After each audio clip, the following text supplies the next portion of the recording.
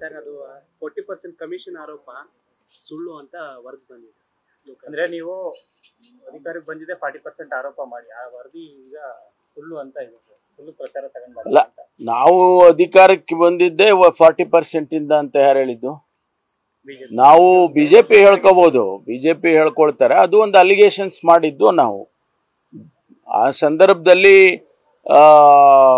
Contractors ಅಸೋಸಿಯೇಷನ್ನಿನ ಅಧ್ಯಕ್ಷರು ಕೆಂಪಣ್ಣವರು, ಈಗ ಅವ್ರು ತೀರ್ಕೊಂಡಿದ್ದಾರೆ, ಅವರು ಪ್ರಧಾನಮಂತ್ರಿಗಳಿಗೆ ಪತ್ರ ಬರೆದಿದ್ದಾರೆ. ಇಲ್ಲಿ ಭ್ರಷ್ಟಾಚಾರ ಜಾಸ್ತಿ ಆಗಿದೆ ಸರ್ಕಾರದಲ್ಲಿ, ಆಮೇಲೆ ಅವರು 40% 50% ಎಲ್ಲ ಹಣ ತಗೊಳ್ತಾ ಇದ್ದಾರೆ ಅಂತೇಳಿ ಅವರು ಪ್ರಧಾನಮಂತ್ರಿಗೆ ಬರೆದಿದ್ದ ಆಧಾರದ ಮೇಲೆ ನಾವು ಕೂಡ ಅದನ್ನು ಅಲಿಗೇಷನ್ಸ್ ಮಾಡಿದೆವು. ಯಾಕೆಂದರೆ ಒಂದು ರಿಜಿಸ್ಟರ್ಡ್ ಆರ್ಗನೈಸೇಷನ್ನು ಅಧಿಕೃತವಾಗಿ ಪ್ರಧಾನಮಂತ್ರಿಗಳಿಗೆ ಬರೆದಾಗ ನಾವು ಕೂಡ ಒಂದು ಪಕ್ಷ ಆಗಿ ಜನರ ಹಿತದೃಷ್ಟಿಯಿಂದ ನಾವು ಅದನ್ನು ಪ್ರಶ್ನೆ ಮಾಡಿದ್ದು. ಈಗ ಅವರು ಇಲ್ಲ ಅಂತ ಹೇಳಿದರೆ, ಯಾವ ಆಧಾರದ ಮೇಲೆ ಅವರು ಇಲ್ಲ ಅಂತ ಹೇಳಿದ್ದಾರೆ ನನಗೆ ಗೊತ್ತಿಲ್ಲ.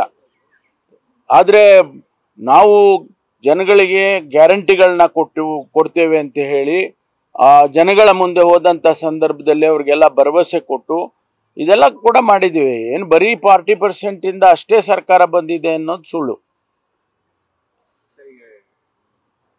ಹೋರಾಟ ಬಿಜೆಪಿ ಟೀಮ್ ಮಾಡ್ಕೊಂಡು ಹೋಗ್ತಾ ಇರೋದೇ ಕೋಮುಗಲಭೆ ಸೃಷ್ಟಿ ಮಾಡಲಿಕ್ಕೆ ಅನ್ನುವಂತ ಒಂದು ಆರೋಪನೆ ಡಿಸಿಎಂ ಅವರು ಮಾಡಿದ್ದಾರೆ. ಆ ಥರದಿಂದ ಇಂಟರ್ನಲ್ಲಿ ತಮಗೆ ಮಾಹಿತಿ ಇದೆ ಸರ್? ಇಲ್ಲ, ನಾನು ನಿನ್ನೆ ಕೂಡ ಪ್ರತಿಕ್ರಿಯೆ ಮಾಡಿದ್ದೇನೆ. ಅವರು ಇದನ್ನು ರಾಜಕೀಯ ಅಸ್ತ್ರವಾಗಿ ಉಪಯೋಗ ಮಾಡ್ತಾ ಇದ್ದಾರೆ ಅಂತ ಹೇಳಿದ್ದೇನೆ. ಆ ರಾಜಕೀಯ ಅಸ್ತ್ರ ಅಂತ ಹೇಳುವಾಗ ಅವರು ಏನು ಬೇಕಾದರೂ, ಅದು ಕೋಮುಗಲಭೆಗೆ ಆಗ್ಬೋದು ಅಥವಾ ಬೇರೆ ಬೇರೆ ಯಾವ ಶಾಂತಿಯನ್ನು ಹಾಳು ಮಾಡೋ ರೀತಿಯಲ್ಲಿ ಏನೆಲ್ಲ ಆಗ್ಬೋದು, ಅದು ಆಗ್ಬೋದು.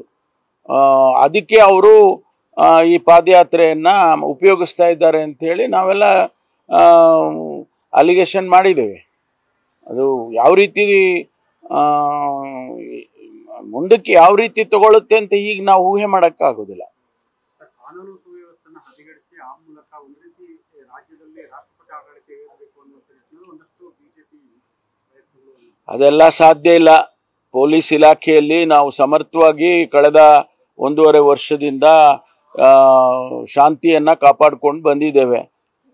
ಇಡೀ ರಾಜ್ಯದಲ್ಲಿ ಕೆಲವು ಘಟನೆಗಳಾಗಿರ್ಬೋದು, ಆದರೆ ಹೆಚ್ಚಿನ ಅಂಶ ನಾವು ಶಾಂತಿಯನ್ನು ಕಾಪಾಡ್ತಕ್ಕಂಥ ಕೆಲಸ ಮಾಡ್ಕೊಂಡು ಬಂದಿದ್ವಿ. ಹಂಗೇನಾದರೂ ಅವರು ಶಾಂತಿ ಕದಡೋದಕ್ಕೆ ಅಥವಾ ಭಂಗ ಮಾಡೋದಕ್ಕೆ ಏನಾದರೂ ಪ್ರಯತ್ನ ಮಾಡಿದರೆ ಅವ್ರ ಮೇಲೆ ಏನು ಕ್ರಮ ತಗೋಬೇಕೋ ಕಠಿಣವಾಗಿ ಕ್ರಮ ತಗೊಳ್ತೀವಿ.